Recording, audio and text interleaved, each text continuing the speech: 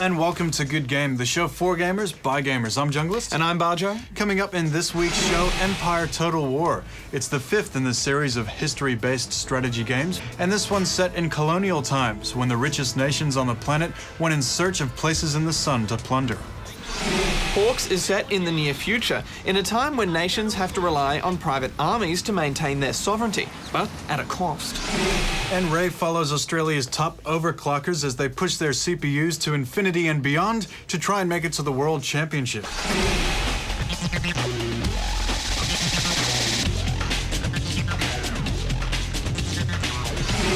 Plus, we go backwards compatible with one of gaming's greats, Sonic the Hedgehog.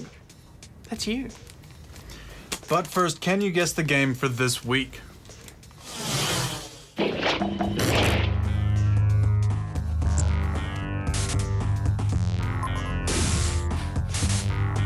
Answer at the end of the show. News time!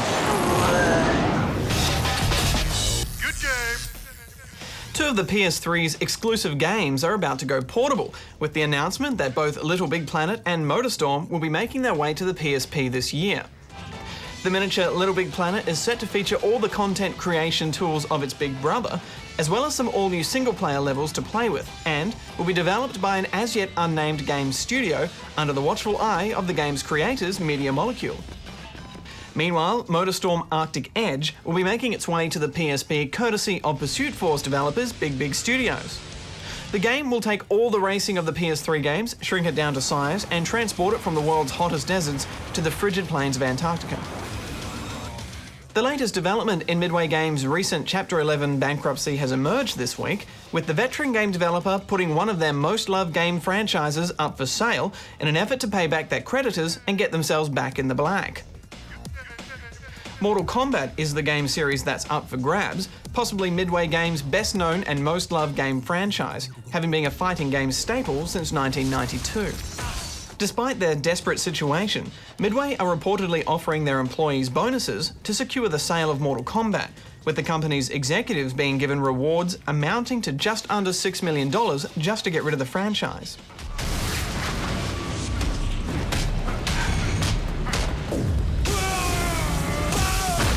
Guitar manufacturer Gibson has this week had their lawsuit against Guitar Hero publisher Activision dismissed. Gibson had contended that the rhythm game infringed upon a prior patent of theirs, which gave them exclusive use of devices that simulate a musical performance. However, a Los Angeles court found that Guitar Hero's controllers were in the clear because they were merely toys that looked like instruments and did not actually qualify as a simulated musical performance. Gibson also has a similar lawsuit against rock band developer Harmonix, although whether they will continue to pursue it is unknown. You don't see too many strategy games set in colonial times, but the Creative Assembly have risen to the challenge in Empire Total War.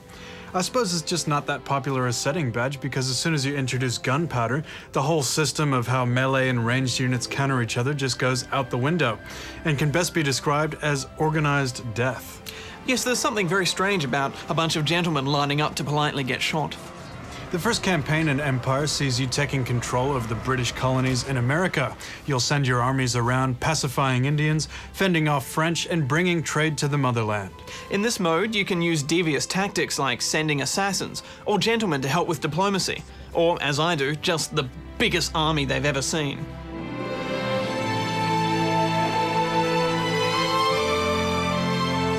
After that comes the Grand Campaign, which can take a long time to complete.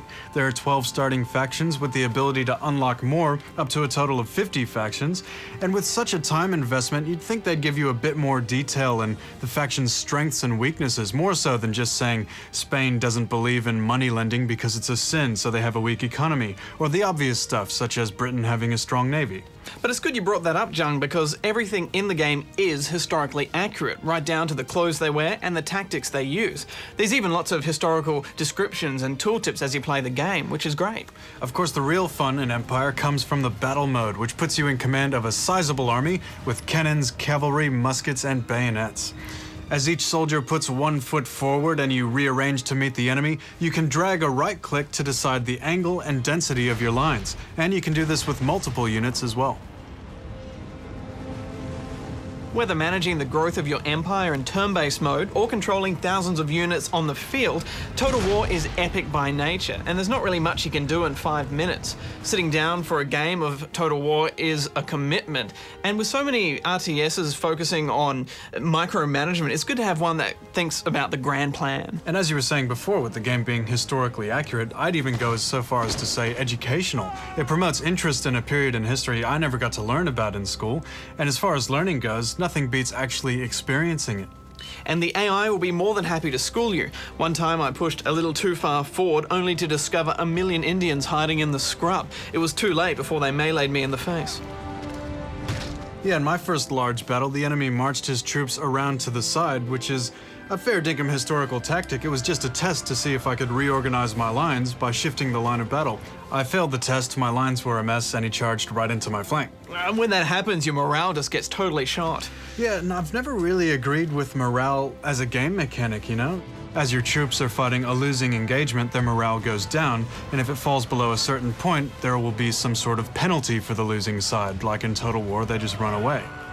But Total War handles it well. As your units rank up, they gain discipline, and it takes an awful lot of discipline to stand still while being shot at by a cannon.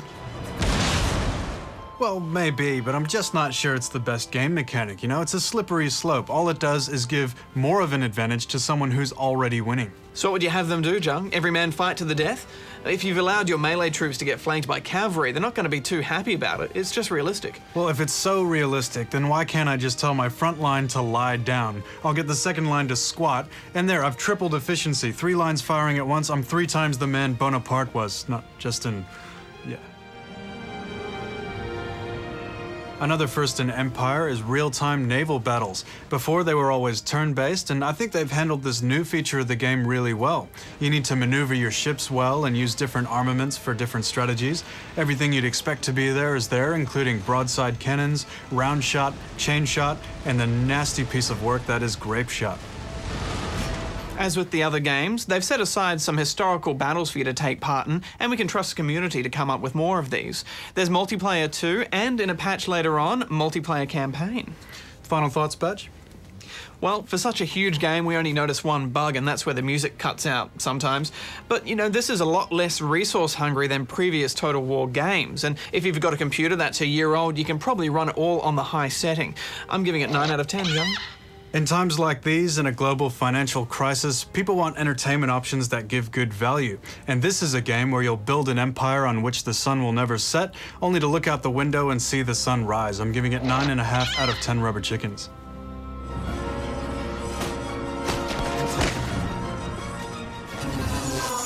Good game! This week's great gaming moment goes to Still Alive, the song at the very end of Valve's physics puzzler Portal. After destroying the Big Brother-like computer GLaDOS, and as the game credits roll, GLaDOS sings the poignant lament. I'm not even angry. I'm being so sincere right now. Even though you broke my heart and killed me. Video games are not renowned for their original songs, but this catchy tune had gamers waxing lyrical, which is why it's this week's great moment in gaming. While you're dying, I'll be still alive. And when you're dead, I will be still alive. Still alive. Still alive. Good game! Australians are known for their sporting achievements, swimming, cricket, and now overclocking. Apparently, we've bred some of the world's best modern athletes, capable of tweaking computer components so that they far exceed manufacturers' expectations. Today, we meet those pushing CPUs to their limits and beyond. I'm Dino, and I'm an extreme overclocker. Welcome to my nerd, non-contact sport.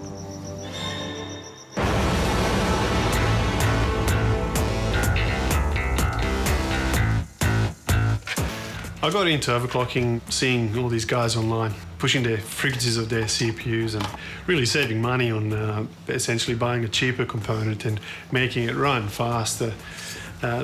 to the level of a more expensive component. Why are manufacturers supporting overclocking? Wouldn't they normally discourage people from tweaking their products? In the beginning, it was a dirty word because there was a lot of warranty-related problems, and you push these components and they die, and then people pretend that it just died on its own, that they didn't do anything. They are striving to improve their products. What better way to do it than actually get someone to put some extreme tests on this motherboard and really push it to levels that it's never experienced before. What advice do you have for someone who's interested in taking up extreme overclocking? Oh, I would definitely not advise people getting into it. It's a very frustrating sport. It's a very expensive sport, and it's, well, maybe I'm just making it up. I just don't want too much competition.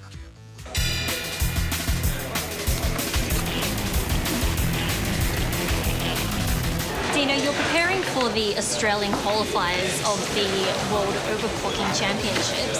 Can you tell me what you're setting up here? Basically, this is the computer setup. This is where I've got the components that we'll be basically overclocking. What's the competition like here? It'll be fierce.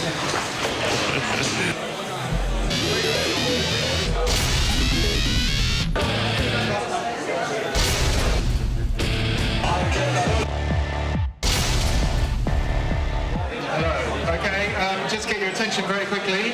We're about to kick off the first stage of the open competition. They've got 90 minutes to give us their best score, and their time starts now.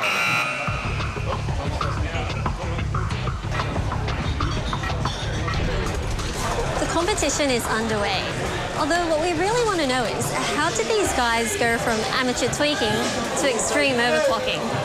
It's a good question. I've been doing it for a while, to be honest. I was using the family's computer. The video card was really letting the system down.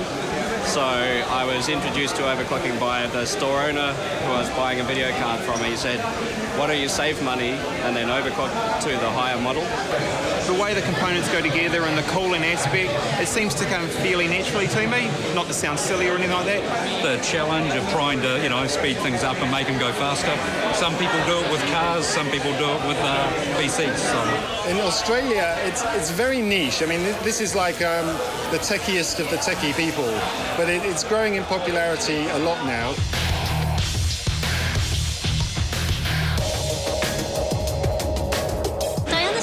Earlier you had a bit of an overclocking crisis. Can you talk us through what happened? What happens is, when I was overclocking, I had the graphics card overclocked too far, which crashed the system. But because my temperature was so low, the system wouldn't boot. We call it a cold boot issue. But of course, the issue is, if you do crash, you've then got to warm your pot up, and with the hairdryer, trying to get the pot temperature up so I could get the system to start again.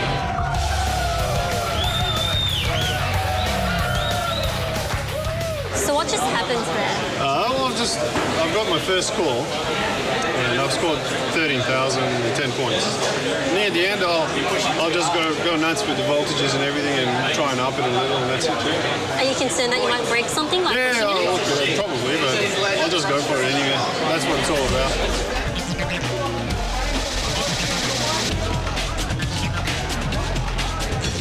What happened?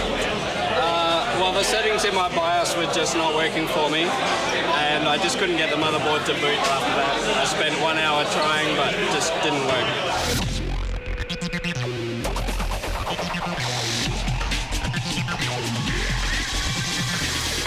Okay, so we got some final results in the open competition.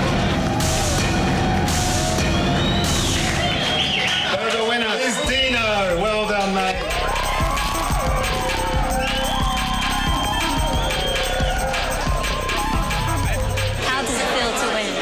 It's awesome. I'm really excited. I had a bit of luck and a bit of perseverance as well. It may not be the world's most thrilling spectator sport, but what these guys are doing ultimately benefits us gamers with better systems. So overclockers, we salute you.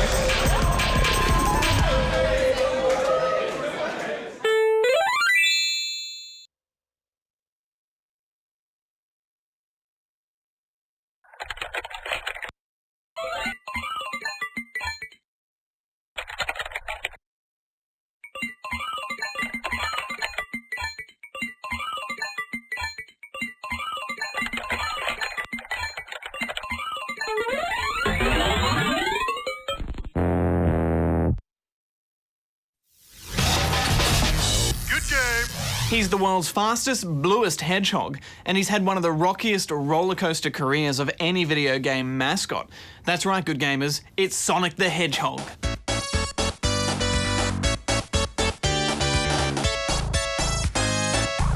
The year was 1991, and the 16-bit Sega Mega Drive console had already been around for a couple of years. Sega already had a mascot in Alex Kidd, a platform game hero who had been their main man since 1986.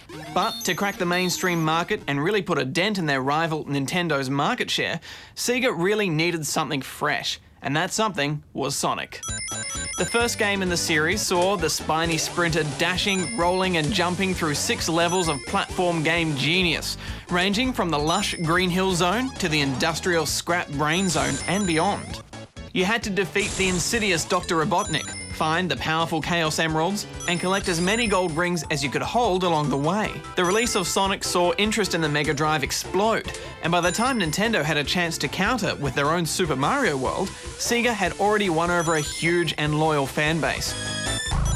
Something that would spark an intense console war over the next couple of years. With the first Sonic becoming a runaway hit, you know there was a sequel in the works, and just 1 year later, in 1992, this came out. Sonic 2 again set the speedy-spined one against Dr. Robotnik and his cronies, although this time he had some help, a two-tailed fox sidekick named Miles Prower, better known as Tails. During the rest of the 16-bit era, Sonic had plenty more hits. The rarely played Sonic CD would become one of the best Sonic games of all time when it came out in 1993, and it was also one of the few truly great games for Sega's failed Mega CD console. The inevitable third installment in the series arrived on the Mega Drive in 1994, and while it wasn't quite as polished as the previous two, it still had much of the same Sonic action we'd grown to love. After that, there were also countless Sonic spin-offs, including Sonic Spinball, a pinball sim with a Sonic twist, the isometric platformer called Sonic 3D, as well as Sonic & Knuckles, a game that didn't just introduce an all-new rival for our hedgehoggy chum, but it also let you play as Knuckles the Echidna through both Sonic 2 and Sonic 3. Even the villains got their own game, with the puzzling Dr. Robotnik's Mean Bean Machine. With all these classics to his name, Sonic became one of the world's coolest, most respected, and most bankable video game characters of all time. All qualities which he maintains right through to this very day. We interrupt your scheduled programming to bring you this breaking news update. Despite recent reports, Sonic the Hedgehog has not maintained his cool. Thank you and good night. Okay, maybe we were sugarcoating Sonic's career a bit there. You see, while Sonic's rise to the height of popularity may have been fast, his decline into the depths of mediocrity has been just as swift. All of Sonic's trouble started with this. Ready, set, go! It's called Sonic R, and it was released in 1996 for the Sega Saturn. It was supposed to be a competitor to Nintendo's Mario Kart series, which probably would have been a good idea, apart from the fact that Sonic R was pretty much the worst Sonic game ever made. For starters, there were only 5 tracks, which would give you less than an hour of game time before you finished it. However, since Sonic R had some of the worst racing controls, least interesting track design, and most excruciating gameplay of any mascot racing game, we were actually glad that it was over so quickly. After the tragedy that was Sonic R, making Sonic the Hedgehog's cast of characters fight to the death must have seemed like a good idea. That may have been the reason the next game Sega gave us was this. Sonic the Fighters came out in the same year as Sonic R, and it was just as poorly cobbled together.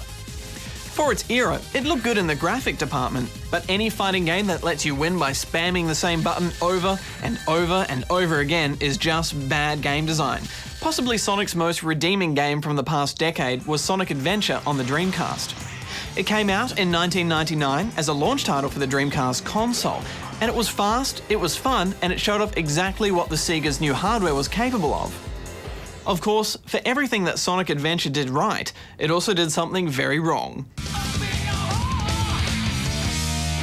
The problem was that it was clogged with a whole bunch of superfluous characters that nobody gave a damn about, and it forced you to spend most of your time playing as a fly-fishing cat, a slow-moving robot, or Sonic's girlfriend, Amy Rose, all of which stopped you from doing what you really wanted to do, just play as Sonic. This trend stuck around when it came to Sonic Adventure 2, which took the series' character overload to all new lows. Sonic Adventure 2 forced an additional 2 new characters on an unsuspecting and unwilling populace, Shadow the Hedgehog and Rogue the Bat. Both of them, rubbish. Admittedly, a few of Sonic's smaller game releases over the past decade haven't been all that bad. The Sonic Advance series for the Game Boy Advance, for example, were a rare return to form for the hasty Hedgehog. But for the largest part of his career, Sonic has starred in more bad games than he has good ones. Sonic Shuffle stole Mario Party's board game premise, but forgot to include the fun.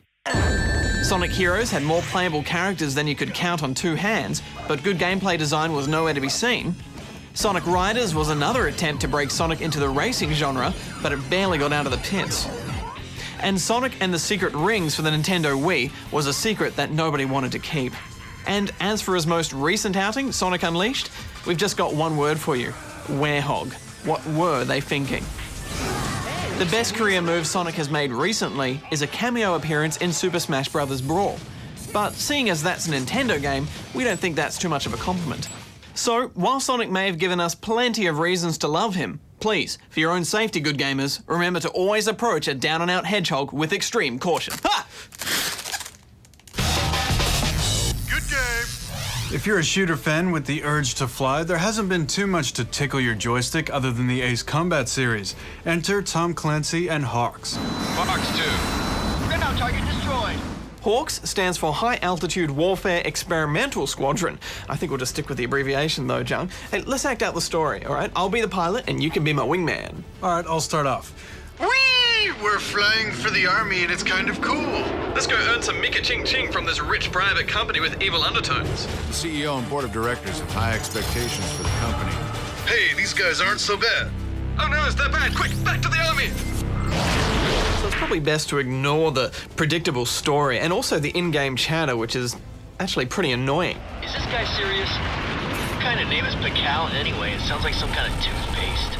The game is set in the same universe as the recent End War, and it features a similar voice command system.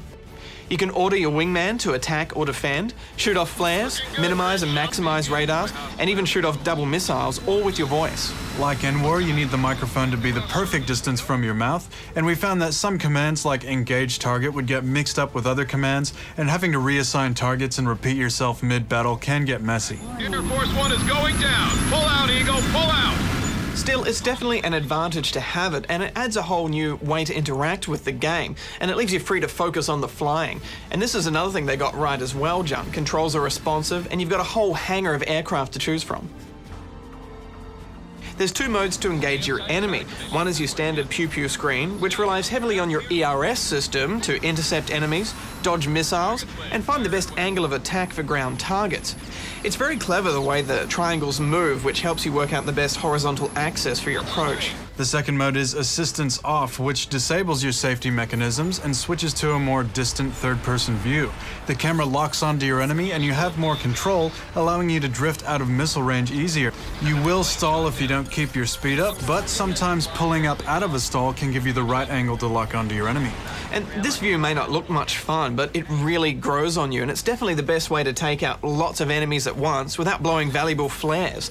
Although, Jung, I found myself flaring all the time accidentally because the left stick, when you push it in, actually shoots off flares, and you're always heavy on that throttle. Yeah, I seem to remember you crouching all the time in Graw too for the same reason. I know! Curse you, Tom Clancy! You found my Achilles thumb! My thumb handicap, my configuration Anyway, I'll work on that.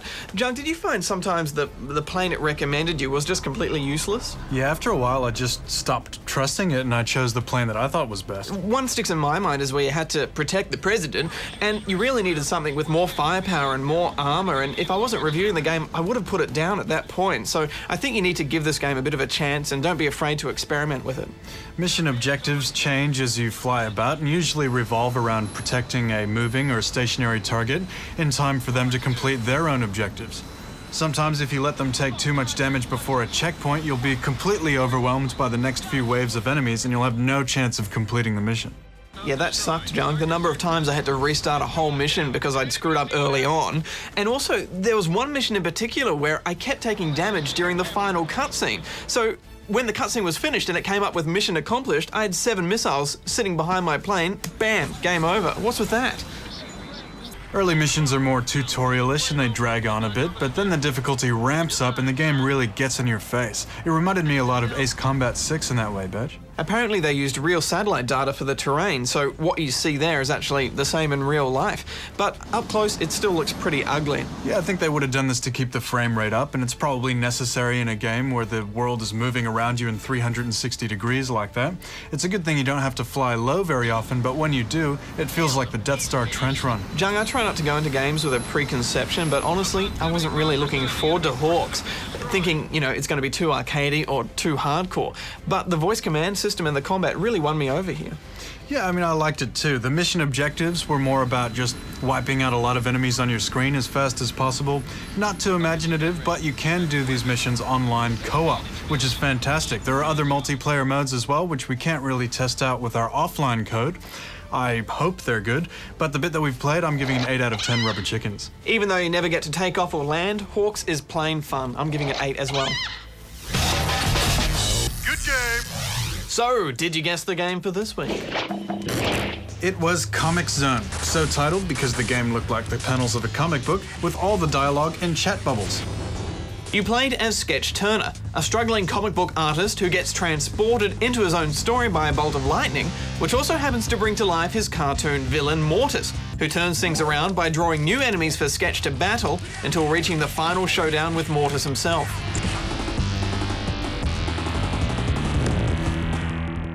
The game was praised when it was released in 1995 for its gameplay, originality, and soundtrack, but it was criticized for being too short and too hard.